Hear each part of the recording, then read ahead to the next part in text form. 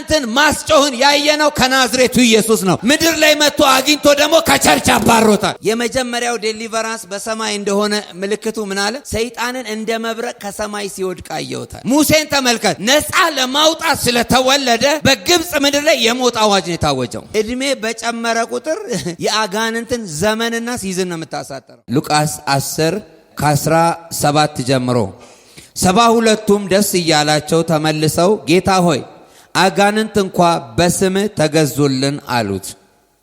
ምን እያላቸው? ደስ እያላቸው። እርሱም እንዲህ አላቸው፣ ሰይጣንን እንደ መብረቅ ከሰማይ ሲወድቅ አየሁ። እንግዲህ እባቡንና ጊንጡን ትረግጡ ዘንድ በጠላትም ኃይል ሁሉ ላይ ስልጣን ሰጥቻችኋለሁ፣ የሚጎዳችሁ አንዳችም ነገር አይኖርም። ይሁን እንጂ መናፍስት ስለተገዙላችሁ በዚህ ደስ አይበላችሁ፣ ስማችሁ ግን በሰማይ ስለተጻፈ ደስ ይበላችሁ ይላል። አሜን። ክብር ለጌታ። እጃችሁን አንሱ። ስልጣን ተሰጥቷችኋል። እጃችሁን አንሱና ሰይጣን ስማ በሉ፣ ሁኔታ ስማ በሉ። እኔ ተራ ሰው አይደለሁም፣ ባለስልጣን ነኝ በሉ። ስልጣን የሰጠኝ ደግሞ ጌታ ኢየሱስ ነው በሉ። አሜን። እልልታ ጭብጨባ ለጌታ ክብር ይሁን። ዛሬ ስለ ነፃ መውጣት ወይም ስለ ዴሊቨራንስ የእግዚአብሔርን ቃል እንካፈላለን። እንግዲህ ብዙዎቻችን በቤተ ክርስቲያን ውስጥ የተለመደ አገልግሎት አለ። አጋንንትን ማስወጣት ወይም መናፍስትን መለየት የተለመደ አገልግሎት ነው። አሁን እንኳን ብዙዎች ደፍረው ለአጋንንት መጸለይ ቢያቆሙም ነገር ግን በቤተ ክርስቲያን ውስጥ አጋንንት ማስጮህ፣ አጋንንትን ማስወጣት የተለመደ አገልግሎት ነው። ልማድ ስለሆነ ሳይሆን ግን እግዚአብሔር በቃሉ ለቤተ ክርስቲያን የሰጠው አንዱ ኦቶሪቲ ስለሆነ ነው። ክብር ለጌታ ይሁን። እንግዲህ ስለ ነፃ መውጣት ስናነሳ እዚህ ክፍል ላይ የመጀመሪያው ዴሊቨራንስ ነፃ መውጣት የተካሄደው በምድር አይደለም፣ በቸርች ውስጥ አይደለም፣ በተራራ ስፍራ አይደለም፣ በመቃብር ስፍራ አይደለም፣ በሜዳ አይደለም። የመጀመሪያው ዴሊቨራንስ ሀፕን የሆነው በሄቨን ነው፣ በላይ በሰማይ ነው።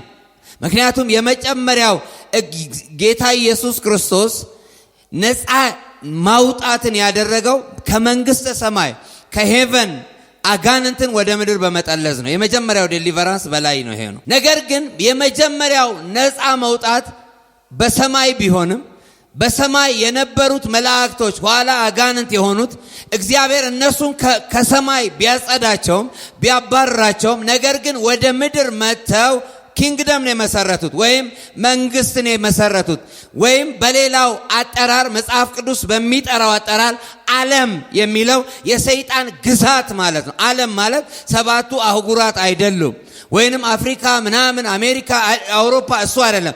መጽሐፍ ቅዱስ ዓለም የሚለው ከእግዚአብሔር ኪንግደም ውጪ የሆነው የሰይጣን ግዛት ማለት ነው። ለዚህ ነው የዚህ ዓለም ገዢ በደጅ ነው፣ ነገር ግን በእኔ ላይ ምን የለውም? አንዳች የለውም ማለት። አጠገባችሁ ያለውን ሰው የዚህ ዓለም ገዢ በአንተ ላይ ስልጣን የለውም በሉልኝ። ስለዚህ በዚህ ዘመን ቤተ ክርስቲያን ከነፃ መውጣት አገልግሎት ቀዝቀዝ ያለችበት ሁኔታ ነው ያለው። አንዳንድ አገልጋዮች ለአጋንንት መጸለይን እንደ ማይነር አገልግሎት ገና ማለት እንዳላደገ ክርስቲያን የሚያደርገው አድርገው ይቆጥራሉ። አንዳንድ ቤተ ክርስቲያኖች ውስጥ ደግሞ ትግል አንድ አገልጋይ ምን አለ፣ ለምን ትታገላለህ አለ። ለምን ዝም ብለህ ቃሉን አታስተምርም አለ። ትንቢትም ተው፣ መገለጥም ተው፣ ከአጋንንትም ጋር መታገል ተዋል። ይኸውላችሁ ሰው የሚያስተዋችሁ ነገር ከሆነ ከእግዚአብሔር ያልተቀበላችሁት ነገር፣ ከእግዚአብሔር የተቀበላችሁትን ነገር ግን ሰው ሊያስተዋችሁ አይችልም። ዛሬ አንድ ሰው እጁን ያንሳ። በኢየሱስ ስም ቤት ነፃ ይወጣል፣ ስራ ነፃ ይወጣል፣ አገልግሎት ነፃ ይወጣል፣ ጥሪ ነፃ ይወጣል። የተያዘብን ነገር ዛሬ አስተፋለሁ። ጌታ ኢየሱስ ክርስቶስ ሁለተኛው ዴሊቨራንስ የተካሄደው ስለ ዴሊቨራንስ ስለ ነፃ መውጣት መጽሐፍ ቅዱስ የሚናገረን በሙሴ ሕይወት ታሪክ ነው። ሙሴ የእስራኤልን ሕዝብ ከግብፅ ነፃ ለማውጣት ዴሊቨር ለማድረግ እግዚአብሔር ሙሴን ተጠቀመ። ሙሴ አጋንንትን አይደለም ያስጮኸው፣ ይኸውላችሁ ሕዝቡን ነው ነፃ ያወጣው። ከምን? ከግብፅ። ግብፅ ራሱ ባርነት ነው፣ መንፈስ ነው። ግብፅ ማለት የባርነት አገር፣ የጣዖት አገር ነው። ከዛ ጣዖት ውስጥ እግዚአብሔር ሕዝቡን ነፃ ለማውጣት ሙሴን ተጠቀመ። ሙሴ የእስራኤልን ሕዝብ ከግብፅ ምን አደረገ? አወጣ። ጌታ ኢየሱስ ክርስቶስ ደግሞ በአዲስ ኪዳን እኛንና የሰውን ዘር በሙሉ ከኃጢአት ቀንበር፣ ከሰይጣን ቀንበር ነፃ ለማውጣት ራሱን ሰጠ። ነፃ የሚያወጣ አገልግሎት ከሌለ፣ ነፃ የሚያወጡ ሰዎች ከሌለ ሰው ከነ አጋንንቱ አገልጋይ ሊሆን ይችላል። ሰው ከነ ድግምቱ ማይክ ይዞ ሊተነብይ ይችላል። ሰው ከነመተቱ የቸርች መሪ ሊሆን ይችላል። የቸርች ሽማግሌ ሊሆን ይችላል። የቸርች ነገር ሊሆን ይችላል። እንደዚህ አይነት የዴሊቨራንስ አገልግሎት የሌለበት ቸርች ሽማግሌዎቹ ሲደባደቡ ታገኟቸዋላችሁ። ቸርች አገልጋይ ተጣልቶ ፍርድ ቤት ሲቆም ታያል። ለምን? መጀመሪያ መንፈሱን ስላልመቱት፣ ነፃ የሚያወጣ ሰው ስላልነበረ ያ ስፒሪት ቆይቶ ይበጠብጣል። ዛሬ ለአንድ ሰው ልናገር፣ ዘር ማንዘርን ነፃ የሚያወጣ ክብር ይገለጣል። አካውንት ነፃ ይወጣል። ቤት ነፃ ይወጣል። ስራ ነፃ ይወጣል። ፈቅጃለሁ። አጠገባቸው ያለው ሰው ጀርባውን 3 የምትውትና ነፃ ትወጣለህ በሉልኝ። አሜን አሜን አሜን። ደን አጋንንት ማስጮህ በብሉይ ኪዳን ዘመን አልነበረም። የመጀመሪያ አጋንንትን ሉቃስ ወንጌል ምዕራፍ 4 ላይ ያስጮኸው ጌታ ኢየሱስ ክርስቶስ ነው። ተቃውሞ ሳይሆን በእርሱ ላይ የነበረው ሆሊነስና ፕሬዘንስ ነው አጋንንቱን ያስጮኸው። ለመጀመሪያ ጊዜ በዛ ዘመን አጋንንት ከሰው ውስጥ እንደሚወጣም አይታወቅም ነበር፣ እንደሚጮህም አይታወቅም ነበር። አጋንንት እንዳለ ይታወቃል፣ ግን እንዴት እንደሚጮህ አይታወቅ። ለመጀመሪያ ጊዜ ነው መቅደስ ውስጥ ምን አለ? የእግዚአብሔር ልጅ ቅዱሱ ያለ ጊዜው ለምን መጣህብን? በአገልግሎት ታሪክ ውስጥ በጣም የሚገፋ አገልግሎት የዴሊቨራንስ አገልግሎት፣ በጣም የሚተች አገልግሎት የነፃ ማውጣት አገልግሎት ነው። በጣም የሚነቀፍ አገልግሎት። በዚህ አገልግሎት ውስጥ የሚያገለግሉ ሰዎች ስፔሻሊ ፕሮፌቲካል ኦፊስ ያላቸው ሰዎች አገልግሎቱም እንደ ስህተት ነው የሚታየው። አጋንንት ማስጮሁም እንደ እንትን ነው የሚታየው፣ እንደ ኋላ ቀርነት ነው የሚታየው። አጋንንትን ማስጮህን ያየነው ከናዝሬቱ ኢየሱስ ነው። ከሰማይ ሰይጣንን ጠልዞታል። ምድር ላይ መጥቶ አግኝቶ ደግሞ ከቸርች አባሮታል። ዛሬ ቀኝ እጅን አንሳ። የተያዘብን ነገር እፈታለሁ። በረከትን እፈታለሁ። ጤናህን እፈታለሁ። ሰሞኑን የሆነ ሰው ነፃ ይወጣል። አካውንትን ነፃ ይወጣል። አገልግሎትን ነፃ ይወጣል። ቤት ስራ ነፃ ይወጣል። ሉቃስ 4 ላይ ምን አለ አጋንንቱ? የእግዚአብሔር ልጅ አለ። እንዴት ነው የእግዚአብሔር ልጅ መሆኑን ያወቀው? ሰማይ የሚያውቀውን ሚስጥር ነው የተናገረ። እዚህ ጋር ጌታ ኢየሱስ ክርስቶስ የመጀመሪያው ዴሊቨራንስ በሰማይ እንደሆነ ምልክቱ ምን አለ? ሰይጣንን እንደ መብረቅ ከሰማይ ሲወድቅ አየሁታል። ከማን? ከየት? ከሰማይ ሲወድቅ አየሁት። ደቀ መዛሙርቱ የተገረሙበት አገልግሎታቸው አጋንንት ሲጮህ አይተው ስለማያውቁ ከተማ ሲገቡ አጋንንት ሲጮህ አይተዋል። ሰው ሲፈወስ አይተዋል። ድንቆች ምልክቶች አይተዋል። ከዛ በፊት ግን ቁጥር 1 ቁጥር 2 ቁጥር 3 ላይ ምን ብሏቸዋል? 2 አድርጎ ላካቸው። ምን ሰጥቷቸው? ስልጣንንና ኃይልን ሰጥቷቸው። የሆነን አካል ነፃ ለማውጣት ከዛ አካል በላይ ኃይል በእናንተ ውስጥ መኖር አለበት። ከዛ አካል በላይ ያንን ነፃ የሚያወጣ የእግዚአብሔር ኃይልና መንፈስ እናንተ ውስጥ መኖር አለበት። ካልሆነ ሰፈሩም ነፃ አይወጣም፣ አየሩም ነፃ አይወጣም። ይኸውላችሁ 2 ነገር ልንገራችሁ። በጣም በዴሊቨራንስ አገልግሎት የሚያገለግሉ ሰዎች አጋንንት ህይወታቸውን ነው የሚፈልገው። የመጨረሻ የአጋንንቱ ታርጌት በህይወት እንዲኖሩ አይፈልግም። ሙሴን ተመልከት። ነፃ ለማውጣት ስለተወለደ በግብፅ ምድር ላይ የሞት አዋጅ ነው የታወጀው። ነፃ ለማውጣት የሚያገለግሉ ሰዎች መጠንቀቅ ያለባቸው አጋንንት ህይወታቸውን ነው የሚፈልገው፣ ገንዘባቸውን አይደለም። ጉልበታቸውን አይደለም፣ ጊዜያቸውን አይደለም፣ እድሜያቸውን አይደለም፣ ላይፋቸውን ነው የሚፈልገው። ለምን ብላችሁ ብትሉኝ የነዚህ ሰዎች መኖር ለአጋንንት አስጊ ስለሆነ ከተቀባ ላይ ቀር በዚህ ቅባት ተለቅለቅ ዛሬ። እነዚህ አይነት ሰዎች ልፍታቸው ይፋጃል። በተለይ አንዳንድ ሰዎችን እግዚአብሔር ለእንደዚህ አገልግሎት ወደ ምድር ያመጣቸው ሰዎች አሉ። ለአጋንንት መርዝ የሆኑ ሰዎች አሉ። እነሱ በገቡበት መተት አይሰራም። እነሱ በገቡበት ሟርት አይሰራም። እነሱ በገቡበት ጨለማ አይሰራም።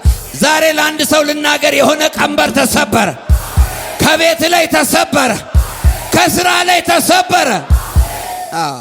ስለዚህ ፋይት ያደርጓቸዋል። ቸርች ካላቸው ቸርቿን ፋይት ያደርጋል። ቤታቸውን ፋይት ያደርጋሉ። ትዳራቸውን ፋይት ያደርጋሉ። ዘን ፋይናሊ ህይወታቸውን ነው የሚፈልጉ። ጌታ ኢየሱስ ክርስቶስ ሲወለድ ዘሴም ነው የተፈጠረው። ምንድነው የታወጀው? የሞት አዋጅ። ከ2 ዓመት በታች የሆኑ ልጆች በሙሉ እንዲገደሉ ነው ሄሮድስ አዋጅ ያወጀው። ለምን? ነፃ አውጪ ስለሆነ። እድሜ በጨመረ ቁጥር የአጋንንትን ዘመንና ሲዝን ነው የምታሳጥረው።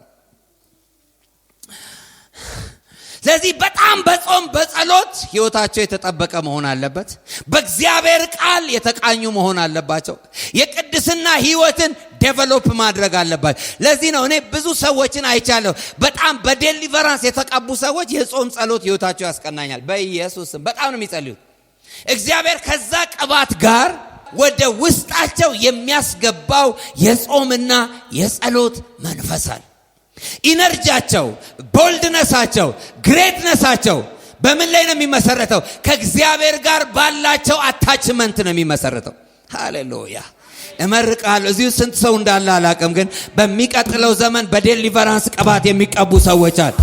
ሲዘምሩ እሳት ይዘንባል፣ ሲተነብዩ እሳት ይዘንባል፣ ሲጸልዩ እሳት ይዘንባል፣ ጎዳና ሲመሰክሩ ጅኒ ይወጋል። የሆነ ሆቴል ሲገቡ አጋንንት የሚመታ ነፃ የማውጣት አገልግሎት አጋንንት በሁለት መንገድ በሰው ዙሪያ ይሰራል። አንደኛው ኦብሴሽን ነው፣ ሁለተኛው ደግሞ ፖሴሽን ነው። ፖሴሽን የሚባለው ሰውየው ውስጥ አጋንንቱ ገብቶ ሰውየው ሳይሆን አጋንንቱ ነው ሰውየው ላይ የሚታየው። ማለት ሰውየው ለምሳሌ ስሙ ጫላ ሊሆን ይችላል፣ ከበደ ሊሆን ይችላል፣ የሆነ ነገር ሊሆን ይችላል። ነገር ግን አጋንንቱ ውስጡን ይቆጣጠርና የሰውየው ካራክተር ይጠፋና የሰውየው ባህሪ ይጠፋና አጋንንቱ ነው ሪአክት የሚያደርገው። ወይ ተደባዳቢ ይሆናል፣ ወይ ጠጪ ይሆናል፣ ወይ ዝሙተኛ ይሆናል። እንደዚህ አይነቱ ሰው ዲመናይዝድ ሆኗል ማለት፣ ወይንም ደግሞ ሰውየው ከሰውነት ተራ ወጥቶ ወደ ዲመን ካራክተር ተቀይሯል ማለት። እንደነዚህ አይነት ሰዎችን ነፃ ለማውጣት ትልቅ ቅባት ይፈልጋል። ሁለተኛው ደግሞ ፖሴሽን ነው። ይሄኛው ምንድነው? ኦብሴሽን። ዙሪያውን ሰውየውን ይከበዋል። ሰውየው ውስጥ አጋንንቱ አልገባም፣ ግን ሁልጊዜ መልእክትና መገለጥ የሚያቀብለው ጂኒ ነው። ሹክ ይለዋል። ለምሳሌ አንዳንድ ሴቶች ሲጣሉ አይታችሁ ከሆነ ሰይጣኔን አታምጪብኝ ይላል። እውነቴን ነው። ሰይጣኔን አታምጪብኝ ማለት ኒር ነው። በቃ አጋንንቱ አብሮ ቅርብ ነው። ወይንም ደግሞ አንዳንድ ሰዎች በቃ የሆነ ነገር እንደ ጂኒዬን አታምጪብኝ፣ ንዴቴን አታምጪብኝ ይላሉ። እነዚህ አይነት ሰዎች በዛ የአጋንንት ሲስተም የተከበቡ ሰዎች ናቸው። ከእግዚአብሔር ቃል ላይ ልንገራችሁ፣ ጴጥሮስ አጋንንት ውስጡ አልገባም፣ ነገር ግን አጋንንቱ ከቦት ነው የነበረው። ጌታ ኢየሱስ ክርስቶስ ምን ይል ነበር? ጴጥሮስ ሐሳብ ሲሰጥ አንተ ሰይጣን የሰውን እንጂ የእግዚአብሔርን አታውቅም ይለው ነበር። ጴጥሮስ ሰይጣን ሆኖ ሳይሆን ከጴጥሮስ ጀርባ ያለውን አጋንንት ነበር የሚገስጸው። ይሄ መንፈስ ግን ጴጥሮስን እስከ መጨረሻው ድረስ አልተፋታው። ለዚህ ነው ባላጋራችሁ ዲያብሎስ የሚውጠውን ፈልጎ እንደሚያገሳ አንበሳ ዙሪያችሁን ይዞራል። አንዳንድ አይዲያ የናንተ አይደለም፣ ሐሳቡን መቃወም አለባችሁ። የሆነ የአጋንንት ሐሳብ ተበተነ በለው፣ ተበተነ። እንዲህ በሉና ተበተነ በል። ከመስሪያ ቤት ተበተነ፣ ከአገልግሎት ዙሪያ ተበተነ፣ ከቤት ዙሪያ ተበተነ። ተበተነ፣ አራኮ ተበተነ። በኢየሱስ የሞት አዋጅ ተበተነ፣ የርግማን አዋጅ ተበተነ፣ የጨለማ አዋጅ ተበተነ በኢየሱስ። ከቦት ነው የነበረው ጴጥሮስ። በጣም የሚገርማችሁ እግዚአብሔርም ይናገረው ነበር፣ አጋንንትም ይናገረው ነበር፣ ግን ዲዘርንመንት የለውም፣ መለየት አልነበረው። ለምሳሌ የሰው ልጅ ማን ይሉታል ሲላቸው ብዙዎቹ አንዳንዶች ኤልያስ ነህ፣ አንዳንዶች ከነቢያት አንዱ ነህ፣ አንዳንዶች እንደዛ ነህ፣ አንዳንዶች እንደዚህ ነህ ይሉሃል። ጴጥሮስ ወዲያው ቸኮላለና እናንተ ማን ትሉኛላችሁ ሲል አንተ የሕያው እግዚአብሔር ልጅ ቅዱስ ነህ አለ።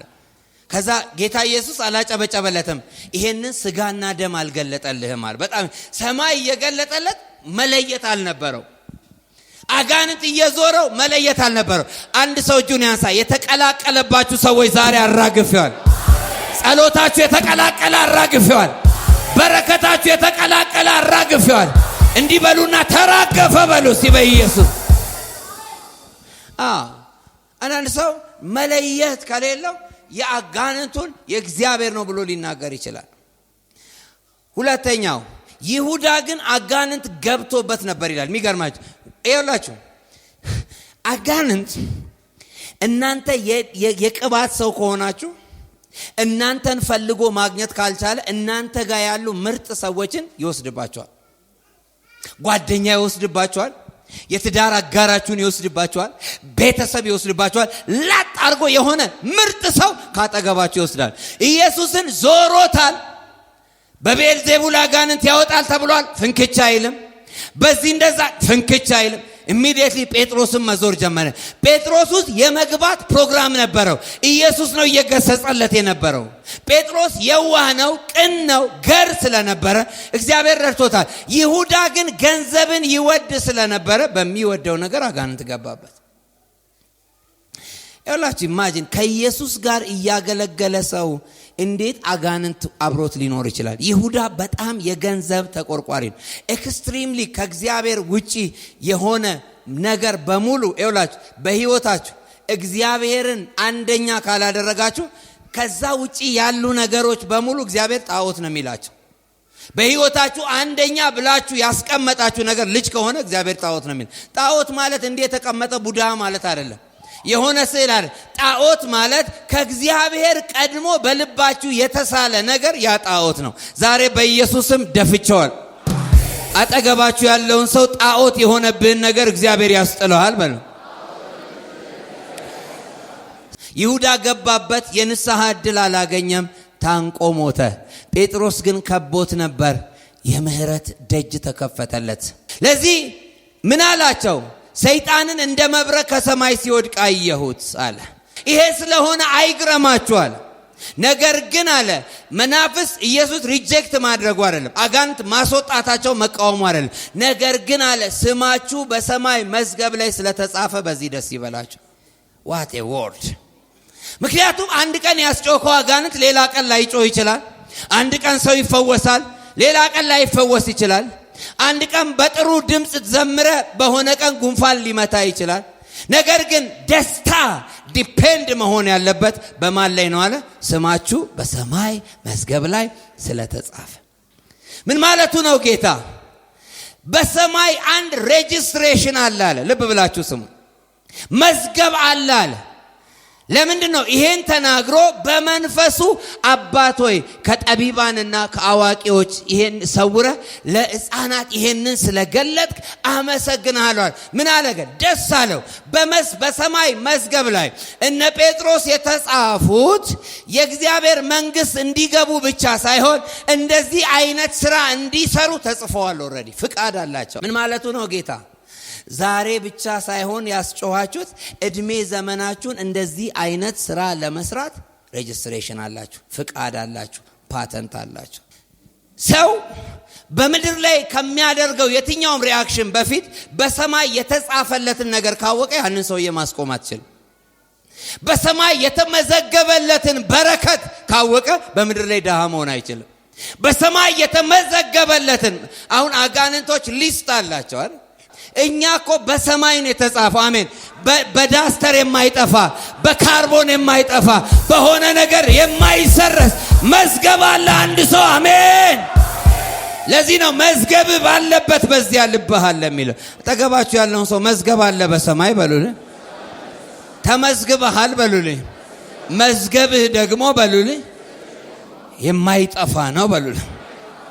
there is a registration in heaven መዝገባል መዝገቡ ደግሞ አሰራር ያለበት ፍቃድ ያለበት ተግባር ያለበት ለዚህ ሁሉ ጊዜ በመኪና አንደሰትም በገንዘብ አንደሰትም በሆነ ነገር አንደሰትም ይረሳል ነገር ግን ማይረሳ ደስታ ያለው በማን ነው ስሜ ማን ስለተጻፈ ስለዚህ አጋንንት የማስጮኸው ከጎረቤት አይቻ አይደለም ከሰፈር አይቻለም ከላይ እንደዚህ አይነት ስራ እንድሰራ ፍቃድ ስላለኝ ነው ከሰማይ ፓተንት ስላለኝ ነው ጅኒን የማስወጣት በሽተኛን የመፈወስ ሟርትን የመገልበጥ ፍቃድ አለኝ የሚል አንድ ሰው ጮሆ አሜን ይበል ፍቃድ አለ ማቴዎስ 6:19 መዝገብ ባለበት ደግሞ በዚያ ምን አለ ልብህ አለ ይላል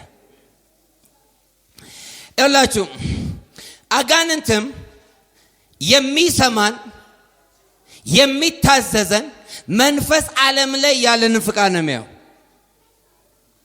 ሐዋርያት ሥራ ምዕራፍ 19 ቁጥር 11 የአስቄዋ ልጆች አንድ አጋንንት ያዙና ለማስወጣት ወደ ቤት ይዘው ገቡ አስቄዋ ማለት የምኩራብ አለቃ ነው ልክ ግን ውጣ አሉት ምንም በኢየሱስ ስም አላሉ ጳውሎስ በሚያዘው በጌታ በኢየሱስ ክርስቶስ ስም ውጣ አሉ አጋንንቱ ቆማለና እንደዚህ አለ ኢየሱስን አውቀዋለሁ ጳውሎስን አውቀዋለሁ እናንተ ግን እነማን ናችኋል አየ ፍቃድ የላቸውም አጋንንት የማስወጣት መብት የላቸው መንፈስ ዓለም ላይ ጂኒውን የሚያባርር ላይሰንስ የላቸው ፍቃድ የላቸው ለዚህ አጋንንቱ ዘለለባቸው አቆሰላቸው ደበደባቸው አባረራቸው ይላል ይላችሁ እቺ ሚስጥር ልንገራችሁ እዚህ ምንጮኸውን የምንዘምረውን ምንሰብከውን ምናምን አይደለም አጋንንት ፎከስ የሚያደርግ ማን ነው የላከው የሚል ጥያቄ ነው ያለበት አጋንንት እሷ እንደዚህ መዘመሩ ድምጹ ምናምን አይገርም who is sent you አንተ ማን የላከ ያ ነው አጋንንትን የሚያስጨንቅ እኔ እንዲህ ማስተማሬን አይደለም ጂኒ የሚጨንቀው ማን የላከው እግዚአብሔር ከላከኝ እንደማልቆም ስለሚያውቅ እግዚአብሔር ከላከሽ እንደማትቆሚ ስለሚያውቅ ለዚህ ነው ከእግዚአብሔር ዘንድ የተላከ ስሙ ዮሐንስ የሚባል አንድ ሰው ነበር ይላል ከእግዚአብሔር ዘንድ የተላከ ሬጅስትሬሽን ያላቸው ሰዎች የተላኩ ሰዎች ናቸው ወደ ሆነ ከተማ የተላኩ ወደ ሆነ ቤት የተላኩ ወደ ሆነ ሰፈር የተላኩ እግዚአብሔር ሲልክ በጀት አለው እግዚአብሔር ሲልክ ቅባት አለው እግዚአብሔር ሲልክ አቅም አለው እግዚአብሔር ሲልክ አሰራር አለው ይኸውላችሁ እዚህ ውስጥ እግዚአብሔር የላካችሁ ሰዎች ተስፋ ቆርጣችሁ የተቀመጣችሁ ዛሬ ማለዳ በእናንተ ላይ አውጃለሁ የሚያስፈልጋችሁን ነገር እግዚአብሔር ያመቻች እግዚአብሔር ከላከ ይኸውልህ ደህና ቦታ አይደለም የሆነ መልካም መሬት አለምኮ ይኸውልህ ወስደው ሰሃራ ቢጥ